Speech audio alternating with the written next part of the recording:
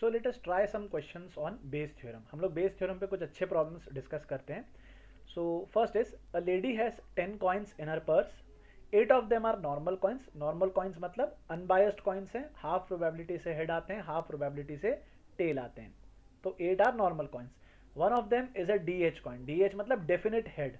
Definite head का मतलब है कि डी एच वाला जो कॉइन है उस पर हेड आने की प्रोबेबिलिटी जो रहेगी वो 1 रहेगी। तो इसमें डेफिनेट हेड का मतलब है शोले वाला कॉइन जिसमें हमेशा हेड ही आता है।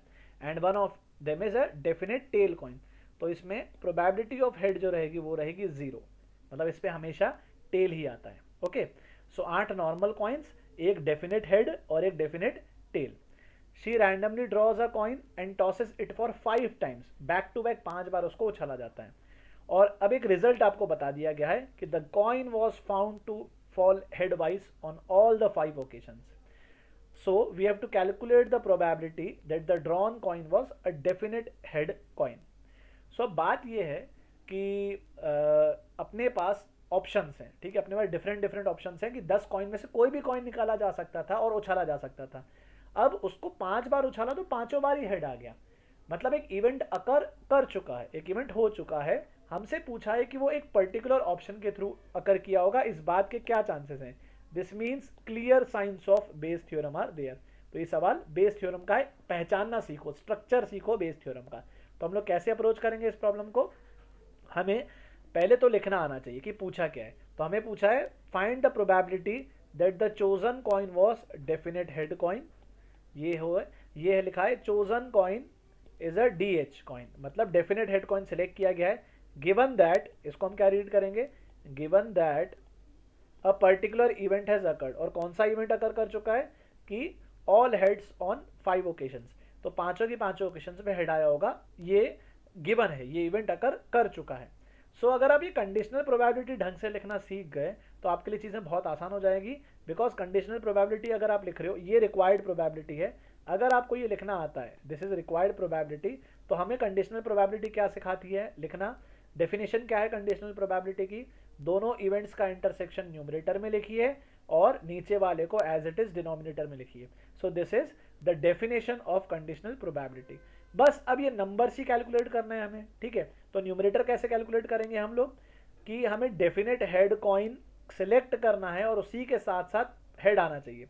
तो 1/10 प्रोबेबिलिटी से डेफिनेट हेड कॉइन सिलेक्ट होगा, और अगर डेफिनेट हेड कॉइन सिलेक्ट हुआ है तो आप उसको 5 बार उछालोगे तो हर बार वो 1 प्रोबेबिलिटी से हेड देगा, क्योंकि वो डेफिनेट हेड कॉइन है।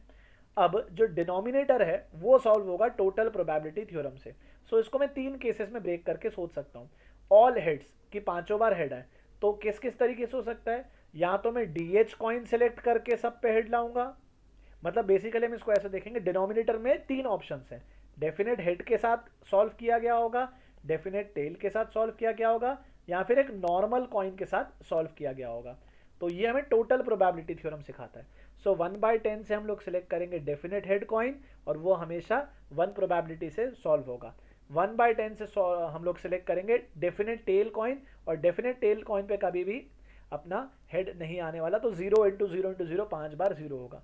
और 8/10 से सिलेक्ट होगा नॉर्मल कॉइन, क्योंकि 10 में से 8 जो है वो नॉर्मल कॉइन से। 8/10 is the probability of selecting a normal coin. और नॉर्मल कॉइन को अगर एक बार उछालोगे तो हाफ प्रोबेबिलिटी से हेड देगा, 2 बार उछालोगे दोनों बार हेड, हाफ इंटू हाफ से देगा। 5 बार उछालोगे तो half into half into half हम लोग 5 बार लिखेंगे, that is half power 5। So the final answer for this problem will be, after solving this series, इस पूरे एक्सप्रेशन को आप सॉल्व करेंगे तो आपका आंसर आएगा 4/5। सिमिलरली हम लोग एक और प्रॉब्लम देखते हैं। ये थोड़ा सा ट्रिकी प्रॉब्लम है और थोड़ा कंफ्यूज कर सकता है आपको। So the problem is a bag contains 6 balls and it is not known of what colours they are. तो अननोन कलर्स के 6 बॉल्स हैं।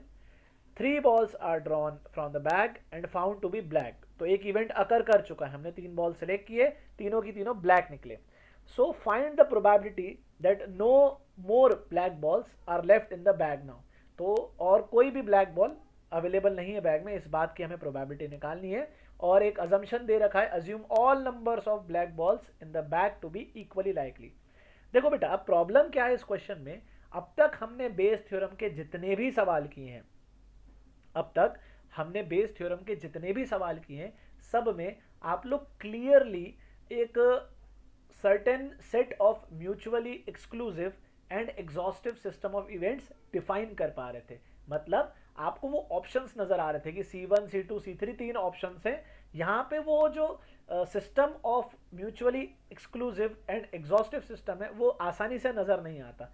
तो ये जो लास्ट स्टेटमेंट है ना, all number of black balls, तो ये आपको हिंट देगा क्वेश्चन स्टार्ट करने की। सो अ priori means before anything, before the occurrence of any event, we can think of the following equally likely cases। हमें ये सिस्टम खुद से डेवलप करना पड़ेगा इस क्वेश्चन में, और यही इस क्वेश्चन की असली चैलेंज है, असली ट्रिक है। तो एक इवेंट में डिफाइन कर रहा हूँ EI, which means exactly I black balls in the bag. अच्छा, ये जो है ना, ये क्वेश्चन की फर्स्ट लाइन से ही आपको डिकोड करना है, ठीक। तो a bag contain 6 balls and it is not known of what colours they are. तो वो जो 6 बॉल्स हैं उसमें कितने एग्जैक्टली कितने ब्लैक बॉल्स होंगे, उस इवेंट को EI हम लोग बोल रहे हैं। और I कैन रेंज फ्रॉम 0 से लेके 6। मतलब E0 का मतलब है एग्जैक्टली 0 ब्लैक बॉल्स, E1 का मतलब है एग्जैक्टली 1 ब्लैक बॉल, E2 का मतलब है एग्जैक्टली 2 ब्लैक बॉल, इस तरीके से E6 का मतलब है exactly 6 black balls in the bag. अब आप लोग सोचेंगे सर ये E0 E1 क्यों डिफाइन कर रहे हैं आप, ये तो हो ही नहीं सकता क्योंकि 3 ब्लैक बॉल्स तो हम लोग निकाल चुके हैं बैग से। तो बेटा ये क्वेश्चन चालू होने के पहले थोड़ी ना हमें पता था। देखो, इसलिए इस अप्रायरी वर्ड का इंपॉर्टेंस आता है। अप्रायरी मतलब before the occurrence of any event, कोई भी फर्दर इंफॉर्मेशन के पहले हमें ये अज्यूम करके चलना है कि all number of cases are possible. Assume, ये जो स्टेटमेंट है इसका इंपॉर्टेंस समझो। Assume all number of black balls in the bag to be equally likely का मतलब है कि ओरिजिनली जो बैग था जिसमें 6 बॉल्स थे उसमें कितने भी नंबर ऑफ ब्लैक बॉल्स हो सकते थे और सारे पॉसिबल केसेस इक्वली लाइकली हैं। तो ये जो 7 केसेस हैं, ये 7 केसेस हैं, ये इक्वली लाइकली हैं। इसलिए हर इस इवेंट की प्रोबेबिलिटी 1/7 की है, ठीक है। ये समझना बहुत जरूरी है, the importance of the word a priori. अब हम एक और इवेंट डिफाइन करते हैं, इवेंट बी, जिसका मतलब है 3 ब्लैक बॉल्स आर ड्रॉन। तो अब हमें पूछा क्या है, हमें ये पूछा है फाइंड द प्रोबेबिलिटी। अब बोला कि no further black balls are left in the bag now, मतलब 3 निकाले हैं, तीनों ब्लैक निकले हैं और कोई भी ब्लैक नहीं होने चाहिए। मतलब ओरिजिनली सिर्फ 3 ही ब्लैक रहे होंगे। तो एक्चुअली जो रिक्वायर्ड प्रोबेबिलिटी है वो है probability of E3 given that a certain event B has occurred. ये अपना रिक्वायर्ड प्रोबेबिलिटी है। यही क्वेश्चन का असली ट्रिक है, असली चैलेंज है कि आप क्वेश्चन को समझें और मैथमेटिकली डिफाइन करें। So the required probability is that the bag contains exactly 3 black balls given that the drawn 3 black balls are black colour. तो E3 given that B has already occurred, ये required probability है। अगर आप ये लिखना सीख गए, आगे का खेल आप जानते हैं। कंडीशनल प्रोबेबिलिटी से आप ये स्टेटमेंट लिखेंगे, डिनोमिनेटर को आप लोग सॉल्व करेंगे टोटल प्रोबेबिलिटी थ्योरम से। सो प्रोबेबिलिटी ऑफ बी जो है, प्रोबेबिलिटी ऑफ बी का मतलब 3 ब्लैक बॉल्स आर ड्रॉन, इस बात की प्रोबेबिलिटी निकालनी है तो ये अलग अलग केसेस से निकाली जा सकती है। ये E1 के साथ निकाल सकते हैं हम लोग, E2 के साथ, E3 के साथ एंड सो ऑन। सो हम लोग एक एक करके सॉल्व करते हैं। तो ये हमने क्या सिलेक्ट किया है, 1/7 से हमने E0 वाला केस सिलेक्ट किया है। 1/7 से E1, 1/7 से E2, 1/7 से E3, 1/7 से E4, ये E5 और ये E6। अब E0 का मतलब एग्जैक्टली 0 ब्लैक बॉल है। तो अगर एग्जैक्टली 0 ब्लैक बॉल है तो हम 3 ब्लैक बॉल निकाल ही नहीं पाएंगे, तो इसलिए इसकी प्रोबेबिलिटी 0। E1 का मतलब है एग्जैक्टली 1 ब्लैक बॉल है, तो इसलिए हम 3 ब्लैक बॉल नहीं निकाल सकते, 0। E2 के साथ भी 0। असली खेल चालू होगा यहाँ से। ये केस है E3 वाला। E3 वाला मतलब 3 ब्लैक बॉल्स थी 6 में से, तो टोटल केसेस क्या होते हैं, 6 में से हम कोई भी 3 निकालते हैं रैंडमली, बट हमें ब्लैक ही निकालना है तो इसलिए हम 3 ब्लैक में से 3 ब्लैक सेलेक्ट कर लेंगे। E4 वाला केस भी इसी तरीके से सॉल्व होगा। E4 का मतलब 4 ब्लैक बॉल्स हैं, तो 6 में से हम कोई भी 3 सेलेक्ट कर सकते थे, हमें ब्लैक निकालनी है तो हम 4 में से 3 ब्लैक सेलेक्ट करेंगे। सिमिलरली ये E5 वाला केस और ये E6 वाला केस। और न्यूमरेटर में हम लोग क्या लिखेंगे, न्यूमरेटर इज एक्चुअली E3 वाला case. So please understand the structure of Bayes theorem. आपको एक set of mutually exclusive and exhaustive events का सिस्टम डिफाइन करना होता है जो आपके वेरियस ऑप्शंस होते हैं, और उन ऑप्शंस, हर एक ऑप्शन को आप लोग डिनोमिनेटर में सॉल्व करते हो, that is total probability theorem. और उसमें से कोई एक पर्टिकुलर ऑप्शन न्यूमरेटर में लिखा जाता है और ये पूरा कॉन्सेप्ट मिलके बनता है बेस थ्योरम। ओके, तो आगे हम लोग बात करेंगे प्रोबेबिलिटी थ्रू ट्री डायग्राम्स। तो बेसिकली ये जो ट्री डायग्राम्स हैं ये जनरली इकोनॉमिस्ट जो हैं वो यूज करते हैं, और इससे एक्चुअली क्या है ना, स्ट्रक्चर ऑफ द प्रॉब्लम बहुत क्लियरली अच्छे से समझ में आता है। तो इस पे हम लोग एक एग्जांपल देखते हैं तो आपको समझ में आएगा। मतलब कुछ नया कॉन्सेप्ट नहीं है, बस एक अप्रोच है, एक हायरार्ची या एक ट्री डायग्राम जो है आपको एक क्लैरिटी देता है of the problem. So a bag initially contains one red ball and two blue balls. तो एक बैग में एक रेड बॉल है और दो ब्लू बॉल्स हैं। So प्रोसेस कुछ इस तरीके से है। A trial consists of selecting a ball at random, noting down its color and replacing it together with an additional ball of the same color. तो हम क्या करेंगे, हम एक बॉल सिलेक्ट करेंगे, उसका कलर नोट करेंगे और जिस भी कलर की बॉल निकलेगी उसी कलर की एक और बॉल साथ में उसके डाल देंगे। So हर ट्रायल के बाद एक एक बॉल बढ़ते जाएगी बैग में, और वो रेड बॉल्स के कलर भी बढ़ सकते हैं और ब्लू बॉल्स के कलर भी बढ़ सकते हैं। Given that 3 such trials are made, draw a tree diagram illustrating the various probabilities या various cases। और इस बात के बाद मतलब ट्री डायग्राम बनाने के बाद we have to calculate the probability that at least one blue ball is drawn, exactly one blue ball is drawn, and given that all three balls drawn of same color, probability that all are red। तो ये Bayes theorem का सवाल हो जाएगा third वाला। अच्छा, third वाला Bayes theorem का सवाल क्यों होगा, गेस कर सकते हो? बेस थ्योरम पे खूब सारे सवाल किए हमने, समझ गए होंगे आप स्ट्रक्चर। क्योंकि बेस थ्योरम में एक इवेंट की प्रोबेबिलिटी, मतलब एक इवेंट अकर कर जाता है और किसी पर्टिकुलर ऑप्शन के थ्रू किया हो, इस बात की प्रोबेबिलिटी पूछी जाती है। So A part, B part, C part आने से पहले हम लोग पहले इसका स्ट्रक्चर समझते हैं, ठीक है? तो ये रहेगा इसका ट्री डायग्राम। अब ट्री डायग्राम क्या बना थोड़ा समझिए। This is the original configuration of the bag. Originally the bag में 1 रेड एंड 2 ब्लू बॉल्स थी। ओके, अब जब हमने पहली बार, मतलब ये जो लेवल है या ये जो हायरार्की है, ये अपना रहा होगा फर्स्ट ट्रायल।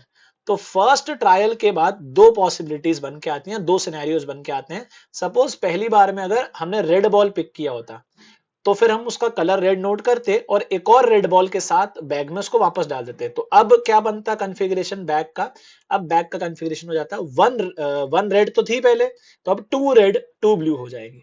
और अगर हमने ओरिजिनली लेट से ब्लू कलर का बॉल निकाला होता तो उसको ब्लू कलर को हम वापस डालते with an extra blue ball. तो अब कॉन्फ़िगरेशन क्या बनता, 1 रेड एंड 3 ब्लू बॉल्स, तो एक ब्लू बॉल बढ़ गई।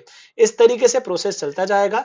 अब सपोज इधर वाले केस में हम लोग बात करते हैं, तो फिर सेकेंड बार हमने निकाला, वापस से रेड निकला, तो फिर से एक रेड बॉल बढ़ जाएगी। या फिर सेकेंड बार में अगर हमने ब्लू बॉल निकाला तो अब जो स्ट्रक्चर रहेगा वो 2 रेड 3 ब्लू। इसी तरीके से यहाँ पे अगर सेकेंड बार में रेड, मतलब पहली बार में ब्लू और सेकेंड बार में रेड, तो ये रेड बॉल बढ़ जाएगी, ब्लू उतनी रहेगी। और सपोज पहली बार में ब्लू और सेकेंड में भी ब्लू, तो हम लोग ऊपर से नीचे चल रहे हैं, हम लोग हायरार्की ऊपर से नीचे फॉलो कर रहे हैं। फिर थर्ड टाइम में ये रेड वाला केस, ये ब्लू वाला केस, ये रेड वाला केस, ये ब्लू वाला केस, इस तरीके से अलग अलग पॉसिबल सिनेरियोज लेके चले तो हम लोग फाइनली इन सारे पॉसिबिलिटीज पे लैंड अप करते हैं।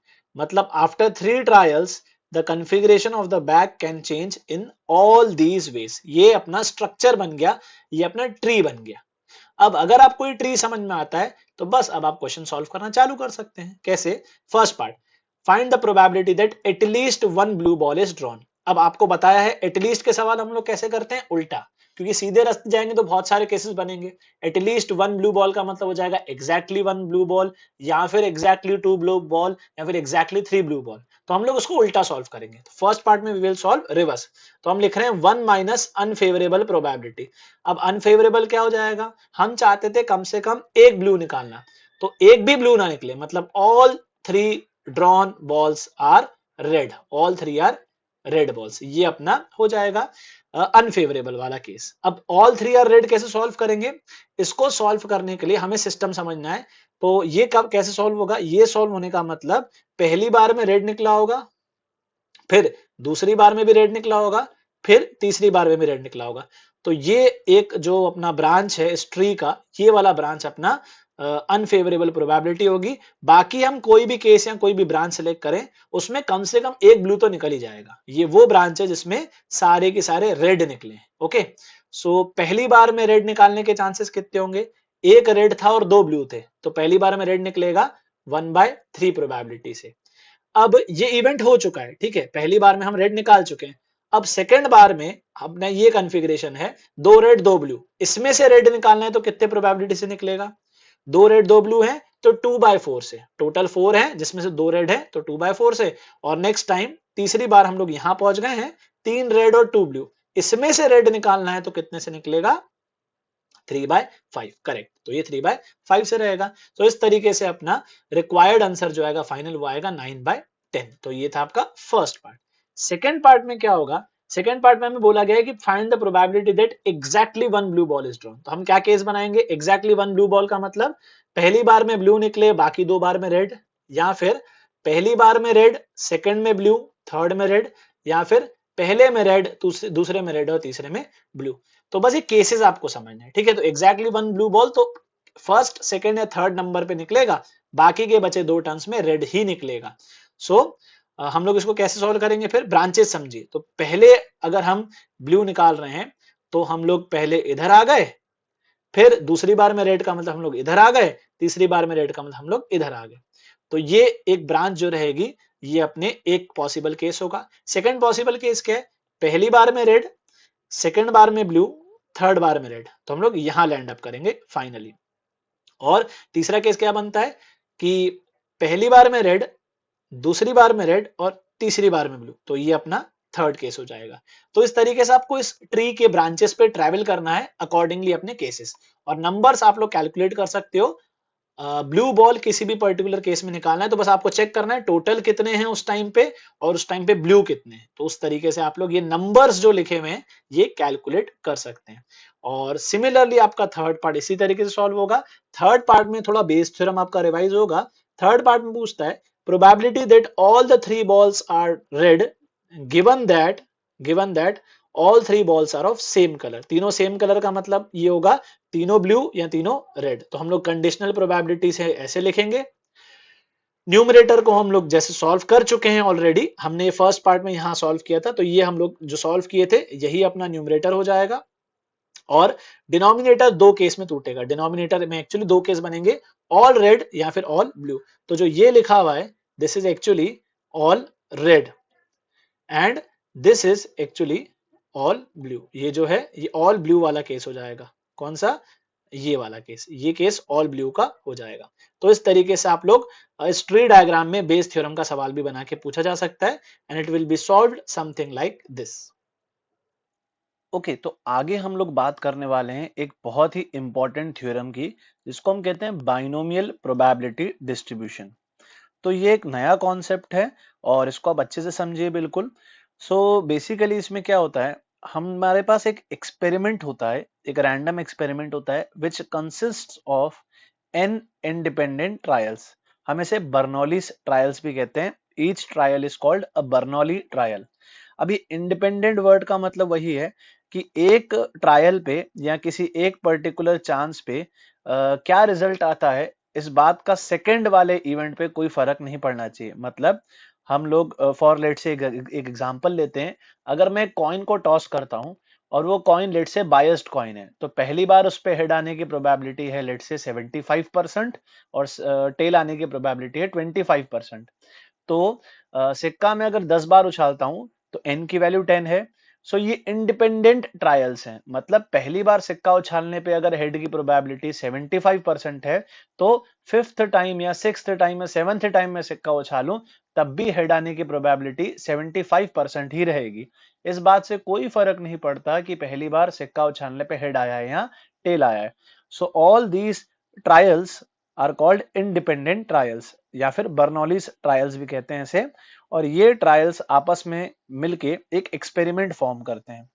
अब if each of these trials have two possible outcomes, जिसको हम लोग सक्सेस और फेलियर नाम दे सकते हैं। जैसे अपने एग्जांपल में लेट से हेड आने को हम लोग सक्सेस बोल सकते हैं और टेल आने को हम लोग फेलियर बोल सकते हैं।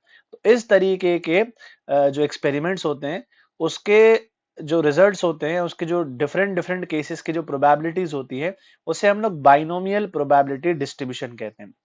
क्यों कहते हैं उस पे आएंगे आगे अपन। फिलहाल सक्सेस की प्रोबेबिलिटी हम लोग जनरली डिनोट करते हैं स्मॉल p से, और फेलियर की प्रोबेबिलिटी हम लोग डिनोट करते हैं स्मॉल q से। और ऑब्वियस सी बात है कि सक्सेस और फेलियर इन दोनों में से ही एक केस होगा, और इन दोनों में से एक ही केस होगा, दोनों साथ में नहीं हो सकते। So in short p plus q will be 1, मतलब ये दोनों कॉम्प्लीमेंट्री इवेंट्स रहेंगे। सक्सेस हो रहा है तो फेलियर नहीं हो रहा है, फेलियर हो रहा है तो सक्सेस नहीं हो रहा। अब बात करते हैं बाइनोमियल प्रोबेबिलिटी डिस्ट्रीब्यूशन की। तो इसको बाइनोमियल प्रोबेबिलिटी डिस्ट्रीब्यूशन क्यों बोलते हैं? क्योंकि अगर आप एग्जैक्टली आर सक्सेस की प्रोबेबिलिटी निकालना चाहते हैं तो वो होती है NCR into p power r into q की पावर n माइनस आर। अब ये कहां से आया ये समझिए। जैसे अब मैं कॉइन टॉस कर रहा हूं, लेट से मैंने सिक्का n बार उछाला है, ओके, या फिर एक छोटा एग्जांपल लेते हैं, लेट से मैंने 5 बार सिक्का उछाला है, तो n की वैल्यू हम लोग 5 ले लेते हैं। Head is success and tail is failure. Now I want to calculate the probability of exactly 3 success. Let say मैं r इक्वल टू 3 पे बात कर रहा हूं, तो एग्जैक्टली 3 सक्सेस का मतलब मेरे को 3 बार हेड आना चाहिए और 2 बार टेल आना चाहिए। तो पहले तो मैं वो स्लॉट्स सिलेक्ट करूंगा जिसपे मेरे को सक्सेस मिले। लेट से आई वांट फर्स्ट, सेकंड और फोर्थ पे। तो ऐसे तो बहुत सारे केसेस हो सकते हैं। तो सबसे पहले हम लोग क्या करते हैं, हम लोग 5 में से 3 स्पॉट सिलेक्ट करते हैं। उन 3 स्पॉट्स में हम लोग हेड लाना चाहते हैं और बाकी के 2 में हम टेल लाएंगे। तो हमने 3 वो अरेंजमेंट्स कंसिडर किए हैं या सिलेक्ट किए हैं जिसपे हम लोग सक्सेस चाहते हैं। एक बार ही सिलेक्ट हो चुके हैं उसमें सक्सेस आएगा। जैसे लेट से मैंने फर्स्ट, सेकंड और फोर्थ बॉक्स सिलेक्ट किया है, तो फर्स्ट बॉक्स में हेड आने की प्रोबेबिलिटी है p, या सक्सेस आने की प्रोबेबिलिटी p। सेकंड बॉक्स में भी हेड आने की प्रोबेबिलिटी p। थर्ड बॉक्स में मैं टेल लाना चाहता हूं इसलिए मैं उसमें q लिखूंगा। फोर्थ बॉक्स में मैं हेड लाना चाहता हूं इसलिए मैं p लिखूंगा, और फिफ्थ में टेल। तो बेसिकली जितने भी आप सक्सेस सिलेक्ट करोगे उतनी बार आप p लिखोगे, मतलब p क्यूब, और जितनी बार आप फेलियर चाहते हो उतनी बार आप q लिखोगे। तो ये अपना कॉन्सेप्ट रहता है। तो इसी तरीके से अगर n ट्रायल्स में मुझे r सक्सेस चाहिए तो पहले मैं वो r सक्सेस सिलेक्ट करता हूं, n में से वो r सक्सेस या r स्लॉट्स को सिलेक्ट करता हूं। अब उन स्लॉट्स को मैं p p p p multiply करके r बार p मल्टीप्लाई होगा, उनमें p प्रोबेबिलिटी से सक्सेस हो जाता हूं, और बाकी के बचे n माइनस आर जो स्लॉट्स होंगे उसमें मैं q into Q into Q लिखते हुए q की पावर n माइनस आर से मैं फेलियर हो जाऊंगा। सो इस तरीके से हमारा probability of exactly r success निकल के आता है। फिर इसी को समराइज करके नीचे लिखा है that if an experiment is such that probability of success और failure does not change with trials, मतलब वो इंडिपेंडेंट ट्रायल वाली बात। तो जो probability of exactly r success होती है वो होती है NCR p की power r q power n minus r, where p is probability of success and q is probability of failure in one such particular experiment। और obvious सी बात है p plus q 1 रहेगा। अच्छा, अब इसका नाम बाइनोमियल प्रोबेबिलिटी डिस्ट्रीब्यूशन क्यों है ये समझ लेते हैं। सो बाइनोमियल प्रोबेबिलिटी डिस्ट्रीब्यूशन इसे इसीलिए कहते हैं बिकॉज जब हम इसकी वेरियस केसेस की जो प्रोबेबिलिटी का डिस्ट्रीब्यूशन कंसिडर करें तो वो एक्चुअली एक बाइनोमियल सीरीज की मदद से हम एक्सप्रेस कर सकते हैं। कैसे, आइए देख लेते हैं। सपोज मैं आपको बोलता हूं कि right the expansion of q plus p की पावर n। अच्छा, वैसे ये q प्लस p तो 1 होता है, तो ये इवेंचुअली 1 पावर n ही लिखा है, ठीक, ये लिखा है 1, ये टोटल 1 है, 1 की पावर n 1। अब बाइनोमियल एक्सपांशन आपको लिखना आता है, आपने 11th क्लास में सीखा है। तो कैसे लिखते हैं हम लोग इसको, NC0 q की पावर n p की पावर 0, ये फर्स्ट टर्म होगा। फिर NC1 q की पावर n माइनस 1 p की पावर 1, ये सेकेंड टर्म होगा। फिर थर्ड टर्म, फोर्थ टर्म, इस तरीके से आप लिखोगे। और इसकी फाइनल जो टर्म आएगी, nth टर्म, वो आएगी NCN q की पावर 0 p की पावर n। तो ये जो हमने बाइनोमियल एक्सपांशन लिखा है इसकी हर टर्म एक्चुअली आपको एक केस बताती है। जैसे ये जो फर्स्ट टर्म है ये आपको बताएगी एग्जैक्टली 0 सक्सेस, मतलब नो सक्सेस, सारे केसेस में आप फेल हो जाते हो, ये वो टर्म है q की पावर n। ये सॉल्व होके q की पावर n बन के आता है, मतलब सब में टेल आ गया। अपने एग्जांपल पे अगर बात करें तो सब में फेल हो गए हम लोग।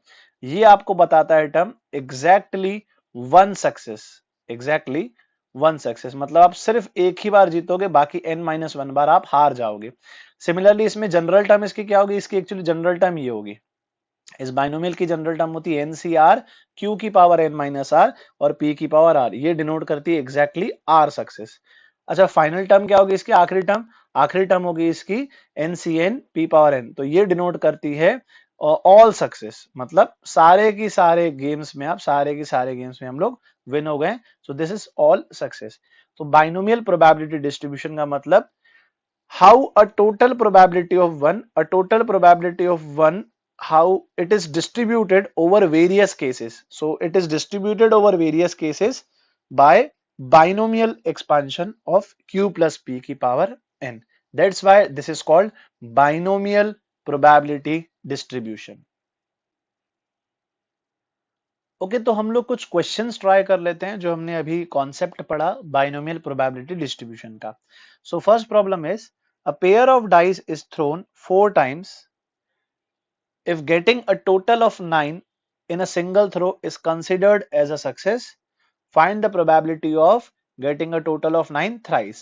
Means thrice का मतलब 3 times हमें सक्सेस मिले। तो सबसे पहले आप इस क्वेश्चन में पहचानिए कि ये एक बाइनोमियल प्रोबेबिलिटी डिस्ट्रीब्यूशन का क्वेश्चन है और how will we identify the different values. तो सबसे पहले a pair of dice is thrown 4 times, तो हम लोग 4 टाइम्स एक एक्सपेरिमेंट को या एक ट्रायल को रिपीट कर रहे हैं। तो वो ट्रायल क्या है, trial consist of throwing a pair of dice. तो सबसे पहले तो हमने आइडेंटिफाई किया n की वैल्यू है 4, कि हम लोग 4 बार एक ट्रायल को या एक बर्नौलीज ट्रायल को परफॉर्म करने वाले।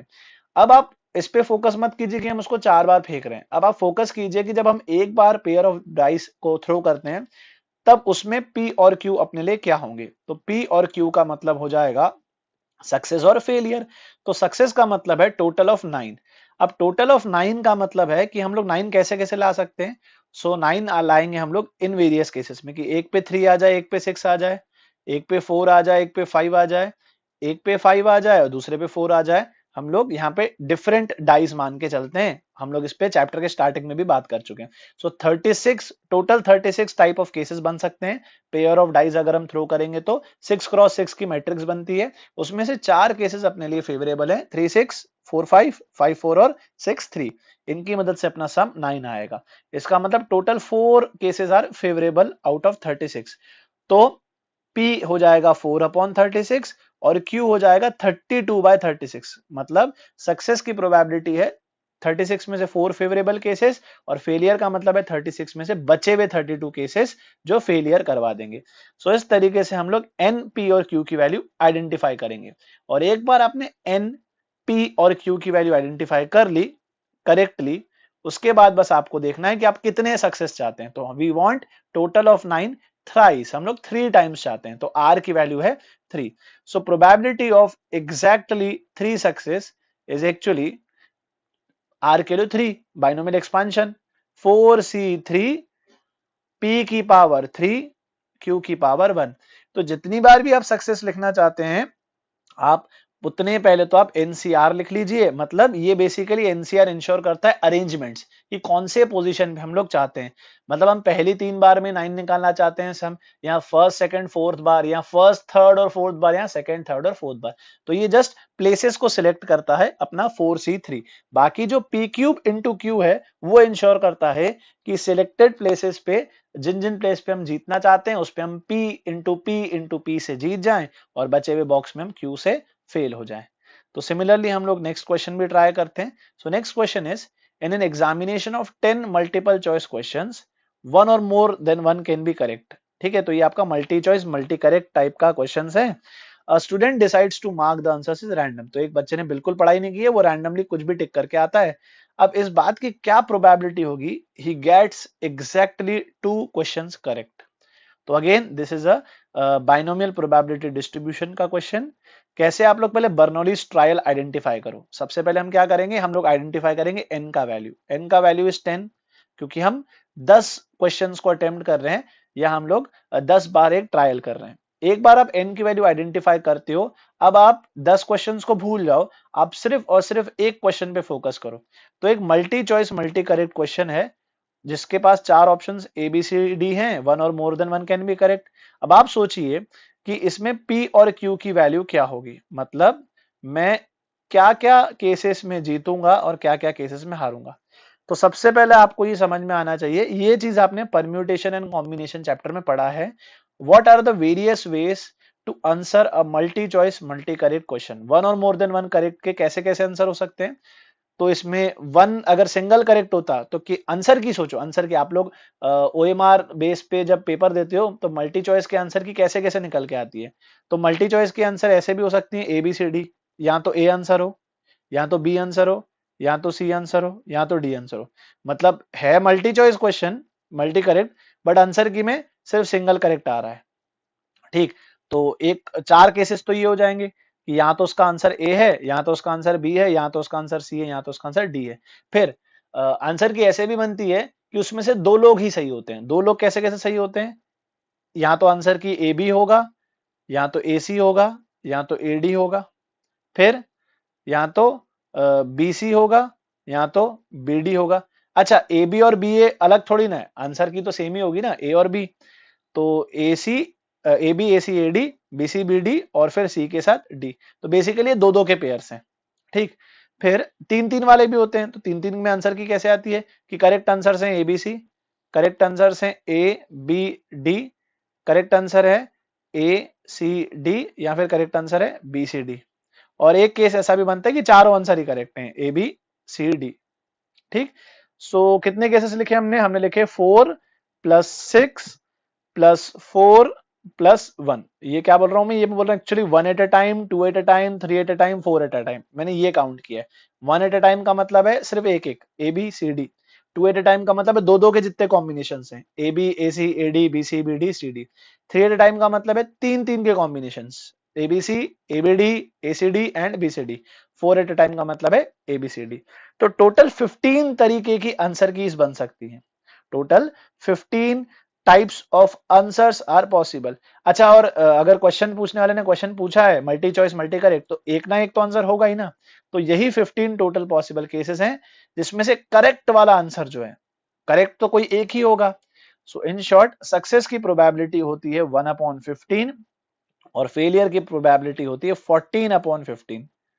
Unlike multi choice single correct, तो मल्टी चॉइस सिंगल करेक्ट जैसे जेई मेंस में आता है मल्टी चॉइस सिंगल करेक्ट, तो उसमें सिर्फ एक ही आंसर करेक्ट होता है। तो आपको पता होता है या तो ए सही होगा, या तो बी सही होगा, या तो सी, या तो डी। तो उसमें आप लोग तुक्का बड़ा सही मारते हो, 1/4 प्रोबेबिलिटी से तुक्का मारते हो आप लोग, है ना, कि भाई चार में से कोई ना कोई एक करेक्ट होगा। तो let's hit and let's go with our luck कि जय माता दी 25% प्रोबेबिलिटी से एक ना एक तो सही हो ही जाएगा। But multi choice multi correct जो जेई एडवांस में आते हैं, उसमें तुक्का मारना बड़ा भारी पड़ जाता है, क्योंकि उसमें तुक्का आपको मारोगे अगर आप, तो आप 1/4 प्रोबेबिलिटी से नहीं, आप बहुत कम 1/15 प्रोबेबिलिटी से आप तुक्का मार रहे हो। So you can see how it is difficult to just randomly take any answer in multi choice multi correct question. So coming back to the question, हमारे पास एक पर्टिकुलर क्वेश्चन को आंसर करने के 15 डिफरेंट तरीके थे।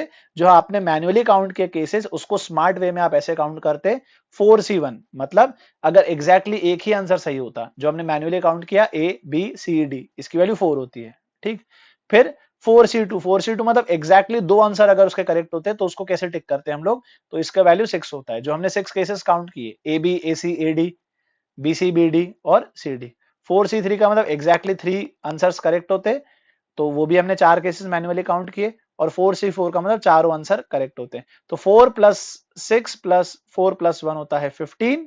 तो ये 15 केसेस में से एक सही आंसर होगा, बाकी सब गलत होंगे। तो इसीलिए P का वैल्यू है 1/15, Q का वैल्यू है 14/15। और आपने N डिसाइड कर लिया, P डिसाइड कर लिया, Q डिसाइड कर लिया। क्वेश्चन बोलता है we have to get exactly 2 correct answers, तो R का वैल्यू है 2। तो इसीलिए हम लोग बोलेंगे एग्जैक्टली 2 सक्सेस हमें कब मिलेगी, 10C2, दैट इज NCR वाला चीज, 10C2 P की पावर 2, क्योंकि हम 2 सक्सेस चाहते हैं। तो उन 2 डब्बों में या उन 2 सिलेक्टेड प्लेसेस पे हम लोग P इंटू P लिखेंगे, बाकी सब पे हम लोग Q लिखेंगे। So final answer is 10C2 1/15 का स्क्वायर इंटू 14/15 का power 8। Okay, so the next problem is a pair of dice is thrown.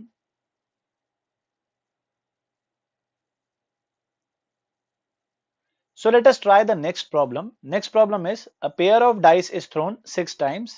Getting a doublet is considered a success. तो यहाँ पे पेयर ऑफ डाइस जो अपना बहुत common सा sample space होता है 6x6 के मैट्रिक्स टाइप का बनता है, 36 केसेस बनते हैं. तो ये एक्सपेरिमेंट को 6 बार परफॉर्म किया गया है. तो सबसे पहले n का वैल्यू जो है वो है 6. तो एक बर्नौलीज ट्रायल जो है पेयर ऑफ डाइस को थ्रो करना वो 6 बार परफॉर्म किया गया. Getting a doublet is considered success. Doublet का मतलब है कि दोनों जो अपने डाइज हैं उस पे सेम आना चाहिए. सेम आना चाहिए मतलब दोनों पे आ जाए 1 1, दोनों पे आ जाए 2 2, 3 3, 4 4, इस तरीके से इसको हम लोग डबलेट कहेंगे. तो 6 केसेस जो हैं वो फेवरेबल केसेस हैं. तो टोटल 36 केसेस में से 6 केसेस फेवर में, तो ये अपने प्रोबेबिलिटी ऑफ सक्सेस कहलाएगा. और अगर डबलेट नहीं आता मतलब 1 2 आ जाए, 1 3 आ जाए, 1 4 आ जाए, इसका मतलब remaining 30 cases are called unfavourable या फिर फेलियर वाले cases.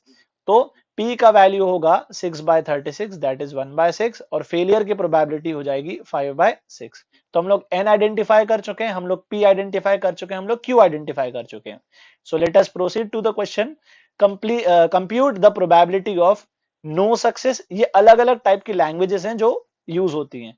No success, exactly one success, at least one success, at most one success, ये सब लैंग्वेज से आप लोग कंफर्टेबल होने चाहिए अब तक. सो नो सक्सेस का मतलब है R की वैल्यू 0, एग्जैक्टली वन सक्सेस का मतलब है R की वैल्यू 1, एटलीस्ट वन सक्सेस का मतलब है कि कम से कम एक सक्सेस होना चाहिए. तो हम लोग इसको रिवर्स सोच के सॉल्व करेंगे, दैट इज 1 माइनस सारे फेल हो जाएं. और एटमोस्ट वन सक्सेस का मतलब है ज्यादा से ज्यादा एक सक्सेस, मतलब या तो एक ही सक्सेस हो या तो सारे फेलियर हो. सो अगर आप लोग लैंग्वेज समझ रहे हो तो आप बहुत इजीली डिकोड कर सकते हो आंसर्स को. नो सक्सेस का मतलब है जो बाइनोमियल एक्सपांशन हम लोग लिख रहे थे q plus p power n, तो उसका पहला टर्म R की वैल्यू 0 वाला. तो 6c 0, q की पावर 6, p की पावर 0. दैट इज हम हर 6 डब्बों में या हम हर 6 प्लेसेस पे q प्रोबेबिलिटी से फेलियर करवाना चाहते हैं. तो एक्चुअली लिखा जाएगा q into Q into Q 6 times. Exactly one success के लिए हम लोग पहले वो वन प्लेस सिलेक्ट करेंगे. तो 6c1 से हमने सिलेक्ट किया. एक बार वो प्लेस सिलेक्ट हो गई है, उस प्लेस में सक्सेस होने की प्रोबेबिलिटी P होती है, तो इसलिए हम लोग P प्रोबेबिलिटी से उसमें सक्सेस करवा देंगे.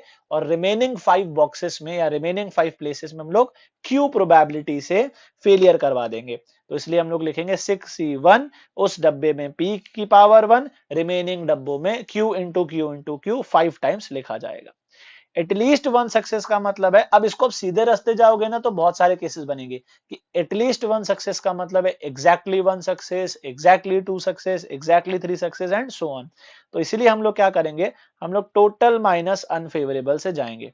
तो 1 माइनस अनफेवरेबल प्रोबेबिलिटी, तो कम से कम एक बार जीते हम, का उल्टा क्या होता है, हम एक बार भी ना जीते. तो जो हमने फर्स्ट पार्ट में सॉल्व किया था एक्चुअली वो अपना अनफेवरेबल था, उसी का कॉम्प्लीमेंट जो होगा वो अपना आंसर हो जाएगा, that is 1 minus Q power 6. और एटमोस्ट वन सक्सेस का मतलब क्या होगा, एटमोस्ट वन सक्सेस का मतलब होगा कि हमको कम से कम ज्यादा से ज्यादा एक बार ही सक्सेस मिले. मतलब यहाँ तो एक एग्जैक्टली एक बार सक्सेस मिले, तो हम ऑलरेडी सॉल्व कर चुके हैं सेकंड पार्ट में एग्जैक्टली वन सक्सेस. यहाँ तो हमें एक भी सक्सेस ना मिले, और ये हम लोग फर्स्ट पार्ट में सॉल्व कर चुके हैं. So this is at most one success wala case. So just you have to understand the various types of languages. Another question is, a coin is twice as likely to land heads as tails. तो एक coin है, biased coin है, वो head आने की जो उसकी probability है वो डबल है टेल आने की. ठीक है, तो पहले हम लोग इस कॉइन को थोड़ा डिस्कस कर लेते हैं. So coin is twice as likely to land heads का मतलब अगर टेल्स की प्रोबेबिलिटी है लेट से t और हेड्स की प्रोबेबिलिटी है लेट से h, तो हम लोग क्या करते हैं, अच्छा हम लोग इसको ना सक्सेस और फेलियर में बोल देते हैं. ठीक है, तो लेट से प्रोबेबिलिटी ऑफ हेड जो है उसको हम लोग सक्सेस बोलते हैं, तो ये स्मॉल p है. और जो अपना प्रोबेबिलिटी ऑफ टेल होता है वो होता है फेलियर, मतलब q. अब क्योंकि p प्लस क्यू 1 होना है ये तो हमें पता ही है, यहाँ तो सक्सेस होगा यहाँ तो फेलियर होगा. एंड ऑल्सो हेड जो है वो ट्वाइस एस लाइकली है, मतलब हेड आने की प्रोबेबिलिटी डबल है टेल आने की प्रोबेबिलिटी से. तो p जो है वो 2q है, तो इसमें हम लोग p की वैल्यू 2q पुट कर देंगे, तो हमें मिल जाएगा p और q का इंडिविजुअल वैल्यूज. तो q का वैल्यू हो जाएगा 1/3 और Q का वैल्यू अगर 1/3 है तो P का वैल्यू 2/3 होगा। दैट इज 2/3 से हम सक्सेस होंगे और 1/3 से हम लोग फेलियर होंगे। अब क्वेश्चन है, in a sequence of 5 independent trials, तो सिक्का 5 बार उछाला गया है, find the probability that third head occurs on the fifth toss. Please language अच्छे से पढ़िए। Probability that third head occurs on the fifth toss. तो हम कैसे सॉल्व करेंगे इसको? अपने को थर्ड हेड जो है वो फिफ्थ पे चाहिए। इसका मतलब मैं ये बोलूंगा, अगर मेरे पास 5 ट्रायल्स हैं तो फिफ्थ वाले पे तो हेड आएगा ही आएगा, ठीक। इस पे तो हम टेल लाना ही नहीं चाहते, इस पे तो गारंटीड हेड आना चाहिए। और साथ ही साथ अगर थर्ड हेड फिफ्थ टॉस पे आता है, इसका मतलब ये वाला जो है ये फिफ्थ प्लेस पे जो है अपना थर्ड टाइम हेड आया होगा। तो अगर ये थर्ड टाइम हेड आया होगा मतलब पहले 4 में 2 हेड और 2 टेल रहे होंगे, इजंट इट? मतलब पहले 4 बार हमने सब सिक्का उछाला होगा तो 2 बार हेड आया होगा, 2 बार टेल। किस ऑर्डर में? अरेंजमेंट कोई भी हो सकता है, HHTT, HTHT, TTHH, ये कुछ भी अरेंजमेंट हो सकता है। बट पहले 4 में 2 बार हेड और 2 बार टेल आया होगा, और फिर 5वीं बार जब सिक्का उछाला गया होगा उस पे गारंटीड हेड आया होगा, तब जाके हम बोल पाएंगे कि third head occurs on the fifth toss. ठीक। अगर आपको ये सिनेरियो समझ में आ गया है तो आप लोग लिख सकते हैं कि n का वैल्यू एक्चुअली हमें 5 लग रहा था, बट अब 5 नहीं, हम लोग कॉन्सेप्ट से जाएं तो हमें अरेंजमेंट्स 4 में से ही कंसिडर करने, क्योंकि फिफ्थ पे तो हमको हेड चाहिए ही ना, तो उसमें कोई अपने पास कोई वो नहीं है, ऑप्शन नहीं है। हम लोग इसलिए 5C2 या 5C3 नहीं लिखेंगे, हम लोग 4C2 लिख रहे हैं। तो यही इस क्वेश्चन का थोड़ा सा ट्विस्ट है। 4C2 का मतलब क्या है कि हम पहले 4 प्लेसेस में से 2 प्लेसेस सिलेक्ट कर रहे हैं, उन 2 प्लेसेस में हम लोग 2/3 इंटू 2/3 मल्टीप्लाई करके हेड ला रहे हैं, रिमेनिंग 2 प्लेसेस में हम लोग 1/3 इंटू 1/3 मल्टीप्लाई करके टेल ला रहे हैं। एंड आप लोग जल्दबाजी में ये चीज भूल जाओगे, फिफ्थ टॉस में भी हमें हेड लाना है, तो ये अपन ने फिफ्थ टॉस के लिए दिया हुआ है। सो इन शॉर्ट ये है for the heads on first on the 2 times out of first 4, tails जो है वो है 2 टाइम्स आउट ऑफ फर्स्ट 4, और ये वाला जो 2/3 है ये इस फिफ्थ पोजीशन के लिए लिखा गया है। ये भी लिखना तो पड़ेगा ही ना, क्योंकि फिफ्थ बार हमने सिक्का उछाला तो हम लोग गारंटी थोड़ी ना बोल सकते कि हेड ही आएगा, हम चाहते हैं हेड लाना, इसलिए हम लोग 2/3 प्रोबेबिलिटी से उसमें हेड ले आएंगे। So this way the question is solved and it will eventually simplify to 16/81. Another question is, in a hurdle race a man has to clear 9 hurdles। तो 9 hurdles पार करने। जो नॉर्मल हर्डल रेस आप जानते हो कि वहां पे कुछ क्या कहते हैं बैरिगेड्स टाइप का लगा दिया जाता है, जिसके ऊपर से हमें जंप करके जाना होता है। So probability that he clears a hurdle is 2/3। तो 2/3 बेसिकली अपना सक्सेस हो जाएगा और P का वैल्यू हो जाएगा 2/3, और वो हर्डल पे गिर जाता है, इसका है 1/3। अब ये इंडिपेंडेंट है, मतलब एक पर्टिकुलर हर्डल पे वो गिरता है या पार करता है, अगर वो गिरता है तो वापस खड़े होकर आगे चलने लग जाता है, ठीक, उसका पॉइंट कट हो जाएगा। अगर वो सक्सेसफुली जंप कर गया तो उसको पॉइंट मिलेगा। इस तरीके का रेस है अपना। तो 9 हर्डल्स हैं और हर्डल्स को कूद के जाना है। जितने हर्डल्स को आप क्लियरली जंप मार के निकल जाओगे तो आपको पॉइंट मिलेगा, अगर आपने उससे टकरा गए तो आपका पॉइंट वहां पे कैंसिल हो जाएगा। तो अगर उसको ये रेस करनी है तो हमसे पूछा है find the probability that he knocks down fewer than 2 hurdles. अब ये फ्यूअर देन 2 हर्डल्स का लैंग्वेज का मतलब क्या है कि 2 से कम। फ्यूअर देन 2 हर्डल्स का मतलब 2 के बराबर भी नहीं होना चाहिए, 2 से कम ही उसको हर्डल जो है 2 से कम ही उसको बैरिगेड्स को गिराना है। इसका मतलब 2 से कम गिराना है, मतलब या तो वो एक गिराए चलेगा या तो वो गिराए ही ना। तो इन शॉर्ट 9 में से n की वैल्यू 9 है, 9 हर्डल्स की हम बात कर रहे हैं, तो 9 हर्डल्स में से उसको 7, इनफैक्ट 7 नहीं 8, उसको 8 हर्डल्स को क्लियरली क्रॉस करके जाना है। क्योंकि अगर वो 9 की 9 कर जाता है तो वेरी गुड, वो सारे के सारे सक्सेस हो गया है। अगर वो 8 पे क्लियरली पार करता है और एक गिराता है तो 8 सक्सेस और एक फेलियर, ये भी चलेगा। बस उसके अलावा और कोई केस नहीं होगा, क्योंकि 7 क्लियर करता है और 2 भी गिरा देता है तो वो फ्यूअर देन 2 हर्डल्स थोड़ी ना कहलाएगा। He knocks down fewer than 2 hurdles, मतलब 2 से कम ही होने चाहिए, 2 भी नहीं होने चाहिए। सो हम लोग कहेंगे कि there are only 2 favourable cases या तो वो हर हर्डल को बढ़िया से पार कर जाए, तो ये p पावर 9 लिखा है, मतलब हर डब्बे में या हर सिचुएशन में वो p प्रोबेबिलिटी से सक्सेस हो गया, p इंटू p 9 टाइम्स। या तो उसको एग्जैक्टली एक ही फेलियर मिला हो, या आप इसको 9C1 की जगह 9C8 भी लिख सकते हो, मतलब 9 में से 8 बारी हमने सिलेक्ट किया, उन 8 में हम लोग सक्सेस हो गए 2/3 2/3 2/3 से, और बाकी बचे एक में हम लोग फेलियर हो गए 1/3 से। तो 9C8 और 9C1 सेम ही होता है, बस वो देखने का तरीका है। तो हम लोग रिवर्स सोच रहे हैं, हम लोग फेलियर से सोच रहे हैं कि उसको एग्जैक्टली एक फेलियर मिले या तो उसको एग्जैक्टली 0 फेलियर मिले। तो इस तरीके से क्वेश्चन का जो आंसर होगा वो सिंप्लीफाई होकर कुछ ऐसा बन जाएगा।